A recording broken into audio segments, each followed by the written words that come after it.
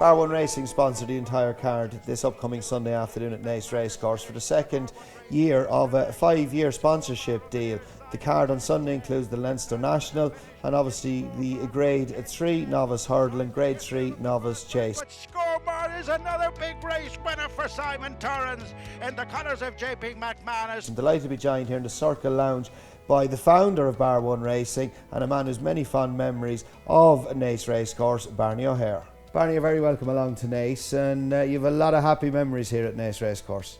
I have indeed, Kevin. I have, and my association with him is I've done, as you say, a 5-year deal with the Leinster National meeting. You know, so last year was behind closed doors, so it'll be great to see a crowd here this year. Why did this meeting and this racecourse attract you to sponsor over a 5-year period? Well, it was, as the Leinster National came up last year for sponsorship, and I sat with Damon and we done a deal to sponsor the whole card. And you know, it's the last meeting before Cheltenham, and it leads into Cheltenham, so it's an exciting time, you know. So hopefully, well, punters will get a few quid and have their expenses for Cheltenham. And of course, it gives you the maximum publicity on the last Sunday meeting before the Cheltenham Festival. Of course, that starts next Tuesday. That's right. Just get it kicked in. I think everybody's looking forward to Cheltenham this year. So.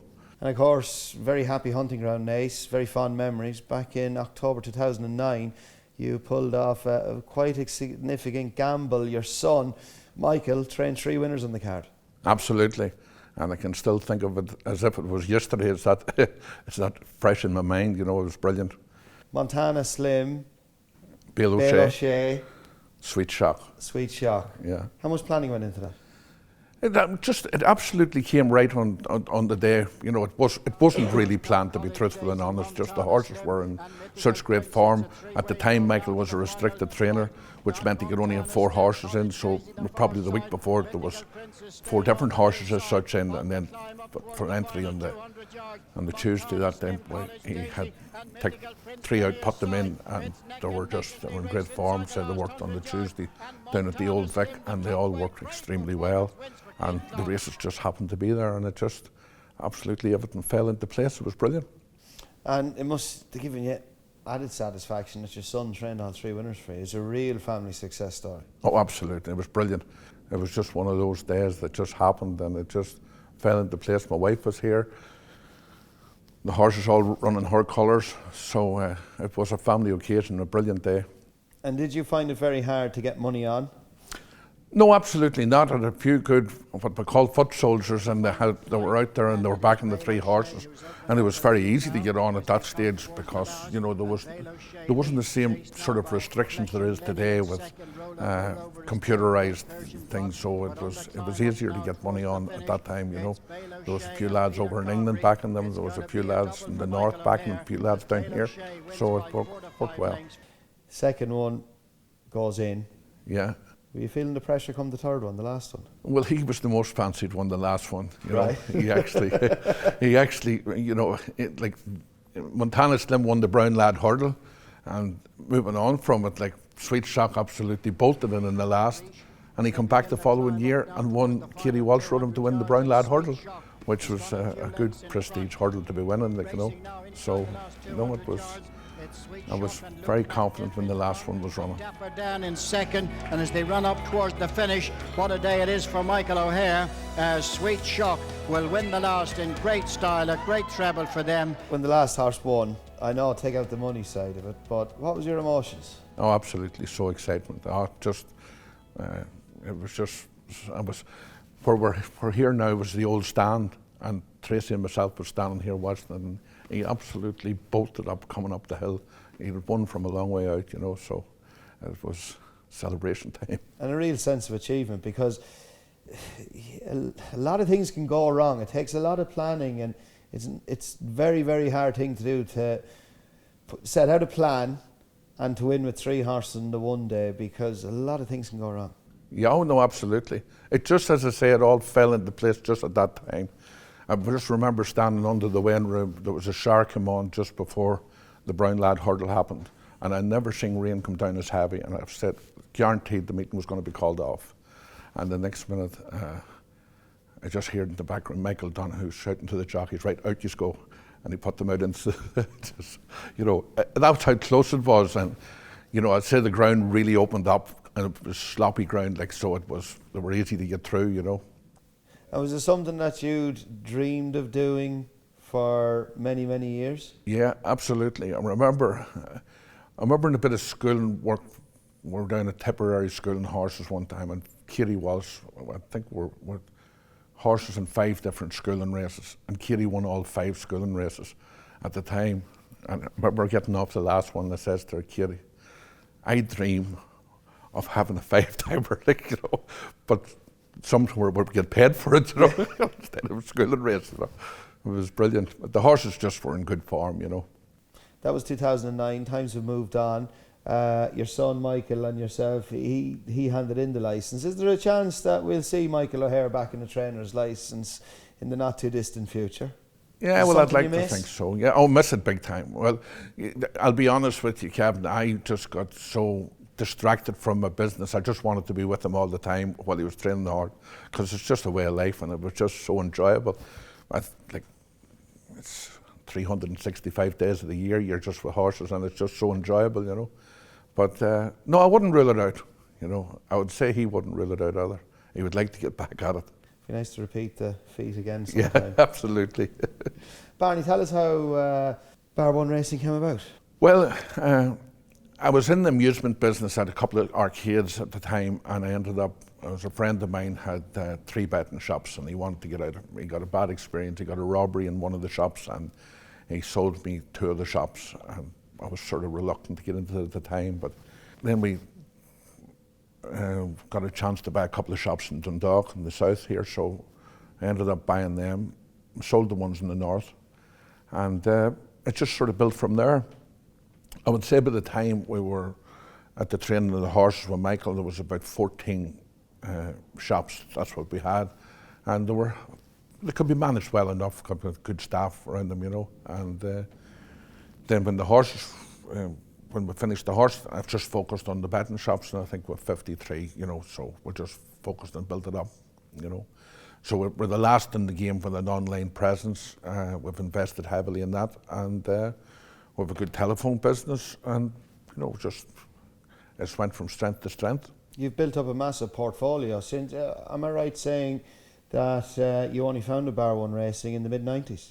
That's right. Yeah, that's it, and we've built it up from there. Yeah, indeed. I know you said when you bought the first 2 shops, you were reluctant to buy the 3rd shop. When did you decide you wanted to expand it and now have 53 shops in total? Probably happened when I'd focused, not from when I gave up the racing, when the horses, I started to focus on the shops, and that's where I really spent my whole time just focusing it. You would know, Kevin, being around horses, when you're focused on the horses, it's the exact same when I'm focusing on the shops now. I said, that's what, we just put our mind to it, and that's what we're doing, you know. And how much has the betting industry changed since the mid-90s when you founded Bar 1 Racing? I would say it's changed a lot, Kevin, and I'm probably not liking where it's heading, to be truthful and honest with, you know, like where they're coming in like with affordability checks for customers to have, you know, it's a lot of personal questions to be asked to people, you know, and that's the one bit of it I don't like in the sense but from the betting point of view, it still is exciting. The customer base is still there. We would be very focused on the customer base with specials and different stuff, like for Cheltenham. Like anti-post betting would be dead in the water as far as I'm concerned, because the value for customers is on the day. You know, you're going to get extra places, you know, like maybe the Coral Cup, for instance, you could be going 6 places in the thing. You wouldn't get that now in an anti-post bet. So it's more beneficial for the customer to be, like, you know, there's 28 races at Cheltenham. Our special every year is we price boost all the favourites. So whatever the favourite's price is, it's the next price up. And it's very popular with the customers, you know. And that brings in more customers as well, doesn't it? Absolutely, yeah. The likes of honeysuckle and those, you're going to price boost? Yeah, absolutely. Right. Price boost. After what we done last year, what the Irish has done last year, is we're in for £1 this year again. Was last year, I know it was wonderful. Every Irish person was so proud, even if you weren't interested in horses. It was all over the news. Rachel Blackmore, 23 winners. It was something dreams are made of. From a bookmaker's perspective, was it a costly week? Yeah, it was. It wasn't, because there was a lot of maybe second strings had won and different stuff, so it wasn't a disaster week, but it was like most of the money we'll have in our shops is for Irish horses. You will not be laying too many English horses, Really? because you'll probably lay the Siskin, but outside it, I would say the race I'm looking forward to most is the Supreme, like everyone else, because I've never seen a field like it. Like, there's 5 horses. What'll turn up on the day it'll be, but it looks we're very close now, and we're hearing no hard luck stories. So hopefully we will have a clash in the first race. It'll be some opener. And if they all stand their ground, it could possibly be the best Supreme Novice Hurdle we've ever had. No doubt, absolutely no doubt. Although I doubt if they'll stand their ground, the whole lot of them. I think Willie will have won for the Ballymore. The pandemic, thankfully it's behind us. We're back to normality. How hard was it for Bar 1 racing during the pandemic? Yeah, it's been very difficult because, we took a spike on our online business, and our telephone business has been very popular, but we missed the customers in the shops. We were lucky enough in the sense with subsidies and that coming from the government that we were fit to keep our staff all on board, and they got, they were all got their full wages while the pandemic was on. But a lot of them so glad to get back to doing work, and I see that just this last while, even there's green shoots coming up, as such, because the customer now with the mask off, they can come in, they can relax more, and they're getting more confidence to come through the door, which is good. And I see the football starting to come back in. Because it looked like obviously the pandemic accelerated the transition from your betting shop to online. It did. That's exactly where it went to, because there was no other choice, and we were lucky enough that the racing product was still there. Yourselves done a fantastic job keeping it going, and behind closed doors. Like we had at Cheltenham last year, even though it was behind closed doors, it was still very exciting. We couldn't see no crowds, but we'd sing the horses, so hopefully it'll be great to see the crowds back. And obviously we must compliment the government and HRI as well for the job they've done to keep racing going after the initial lockdown of 11 weeks. We were literally the only live gig in town for quite some time. Do you think that brought in an increased audience to horse racing that hadn't been exposed to horse racing in the past? I do, I absolutely do, because it was the only thing that kept a lot of people, as we say, we were in lockdown and everybody was locked up, but you can still watch the horse racing, and there was more attraction to it. Like I would notice, like if we have an Irish meeting on, for instance, our shops are far busier. There is a real support for Irish racing, and so it's good when it's on. Why is that? That's very interesting to hear that your shops are busier when there's an Irish meeting on instead of as we see plenty of race meetings on in England every day. Why do you feel that is the case? Well, I feel probably that there's a good association with Irish racing as such from a customer base, and they all love and they follow the horses so much, so they can really, and it's probably even leading up to Cheltenham's more so, because they want to watch the good horses, and they want to watch and they want to cheer them on when it happens in Cheltenham, so I think that's really, it makes it very popular. And a lot of people say that why should the whole year revolve around Cheltenham? Because as soon as Cheltenham finishes Friday week, the following week people are going to start speaking about Cheltenham the following year. I feel it's very good to have a centrepiece, that you have the whole year revolves and builds up to Cheltenham, as we have used this saying loosely as well. It's the Olympics of jump racing. Do you think that's a good thing? Oh, indeed I do. I think, I listened recently where Paul Nicholas was talking about it's not, all about Cheltenham. Well, it is all about Cheltenham, but, and that's why Willie is where he is, and Gordon's kicking at his tail, and so is Henry, so like it's the guys, you can tell them it's not about Cheltenham, because everything's focused for Cheltenham. And it is great, isn't it? Because everybody gets involved in the story, and it creates awareness, and it creates excitement as well. And you walk into any pub, restaurant, come racing, You could be at a GAA pitch, at a match, soccer match. People are saying, "Oh, Cheltenham, what do you fancy in Cheltenham?" It's a great story that builds up to the festival, isn't it? Yeah, no doubt, Kevin. And for years, I'm talking about, for going back 20 years, I would know where customers take their week off for Cheltenham just to be in the betting shop as such.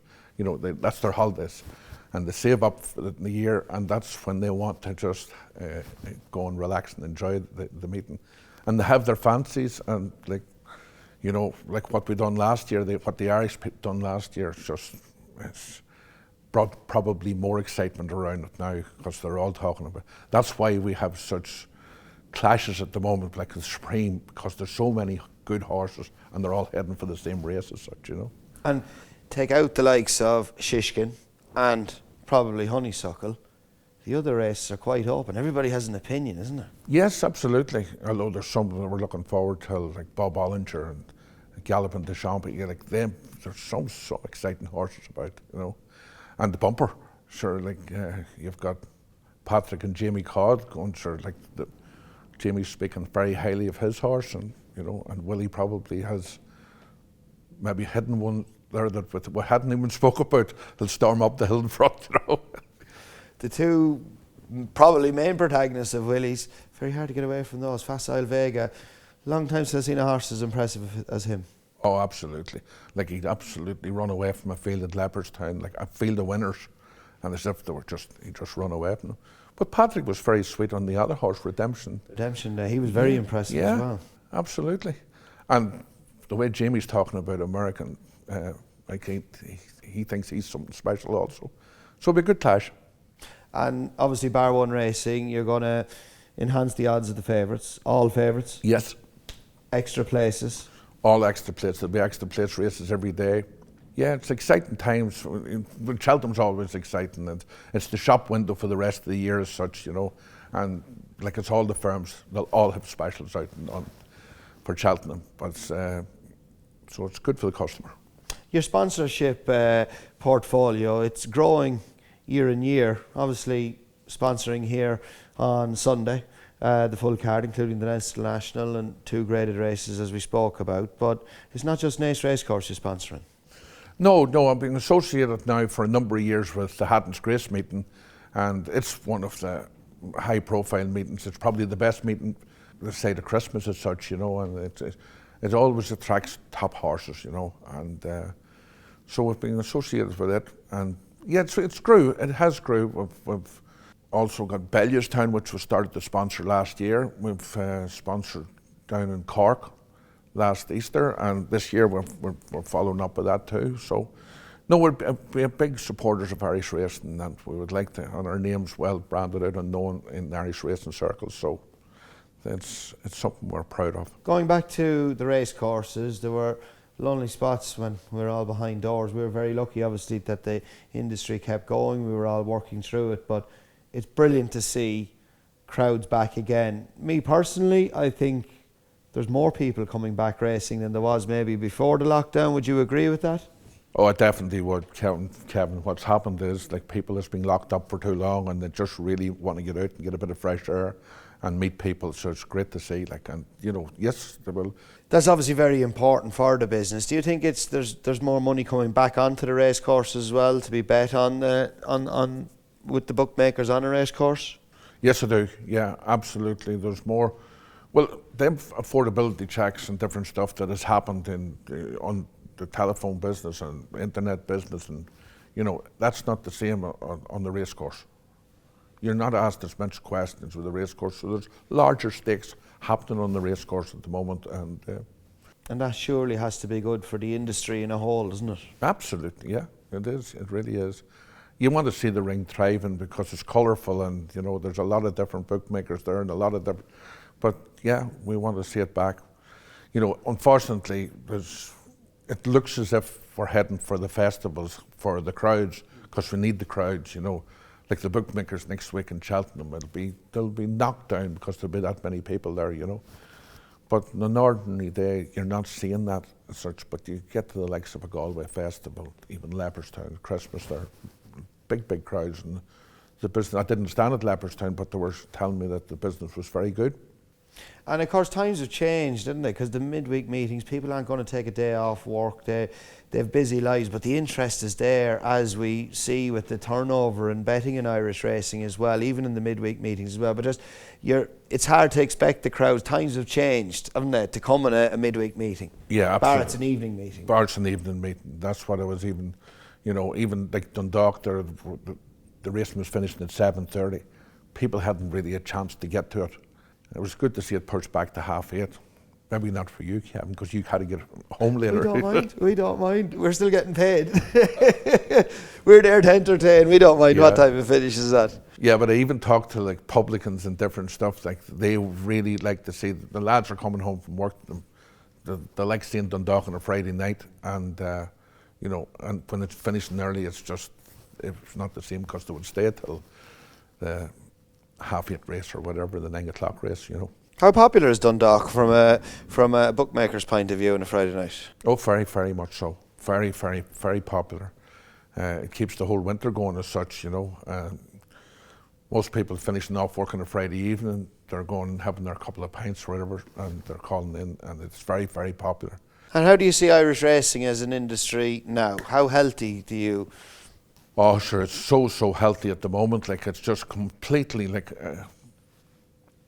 I remember having a conversation when I was down with Willie Mullins, and Willie, the real good horses, when his father Paddy trained, they're all sold, all gone to England, And he says, why can we not keep some of these here? Well, he was saying at the time, and they said, but now it's all changed because the owners are prepared to pay the big money, and they want to have them racing in Ireland. So it's very, very competitive. Like, you come out now and see a maiden hurdle, and like it used to be, I don't want a horse, but you have maybe 2 or 3 stars clashing against each other in it, So they're not just gimmies like as such, Of course, we were well used to Cheltenham, and 2 years in a row we'd one winner apiece back in the mid-80s. That's right. That's exactly right. If that happened this year, I'd get a lot of money. There'll be a lot of sad Irish people if that happens. Oh, I want to see the ball win. It's been brilliant. Anything in Irish racing industry that you change? Not really. I think it's so strong, and I think that the people running it, it's going from strength to strength. It really is. Cheltenham.